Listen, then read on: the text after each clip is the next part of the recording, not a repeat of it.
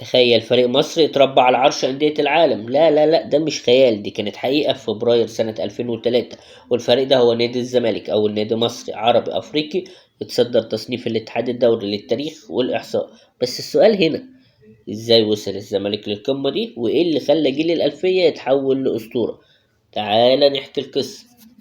وقبل ما نبدأ في القصة، اعمل اللايك الجميل واعمل شير لصاحبك الزملكاوي وقول له اتفرج يا سيدي تاريخ نادي القصة بدأت مع مدرب هولندي اسمه كرول، جه مصر سنة 95، لمع مع المنتخب الأولمبي وبعدها استلم منتخب مصر في أفريقيا 96، واللي اكتشف فيها نجم اسمه حازم إمام. حازم إمام وعيلة حازم إمام: حازم محمد يحيى الحرية إمام، ابن الكابتن حمادة إمام. على حازم إمام ومهارات حازم إمام. على مستر كرور تاني، وبعد نهاية رحلته مع الفراعنة راح على الزمالك وبنى حجر الأساس لجيل ذهبي ضم نجوم زي بشير التبعي وعبد الواحد السيد وعبد الحليم علي، حسام عبد المنعم وطارق السيد. طارق السيد اللي كون جبهة قوية جدا مع طارق السعيد في ناحية الشمال، وأصبحت من أقوى الجبهات الشمال في تاريخ مصر. وعبد الحليم علي الهداف التاريخي لنادي الزمالك. بعد رحيل كرول جه الكابتن محمود أبو رجيلة وفاز بكأس مصر سنة 99 بعد غياب 11 سنة، وتم تعزيز الفريق بأسماء قوية زي تامر عبد الحميد ووليد صلاح وأحمد صالح في وجود محمد صبري وخالد الغندور، وكمان صعدوا جمال حمزة اللي كان مكسر الدنيا في قطاع الناشئين.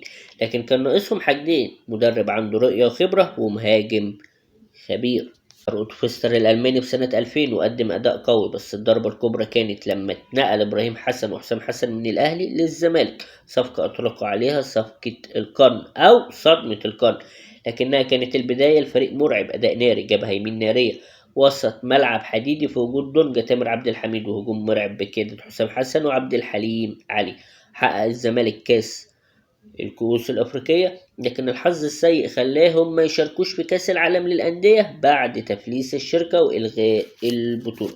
من 2001 2002 الزمالك بيخسر من الأهلي 6-1 في كارثة تاريخية لخط الدفاع والزملكاوية وبشير التبع، لكنهم يقدروا يرجعوا بسرعة ويفوزوا بالكاس. ثم يظهر كابرار البرازيلي في 2003 ويصنع المعجزة: دوري أبطال أفريقيا بالفوز على الرجاء، سوبر أفريقي الفوز على الوداد، الدوري المصري بعد ملحمة في الجولة الأخيرة، وكأس السوبر المصري، وأخيرا الدوري بدون أي هزيمة في 2004.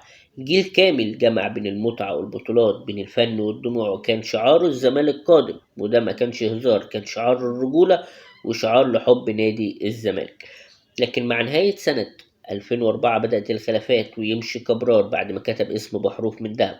رغم الخروج من الكاس وأفريقيا، الجيل ده فضل علامة في تاريخ الكورة المصرية.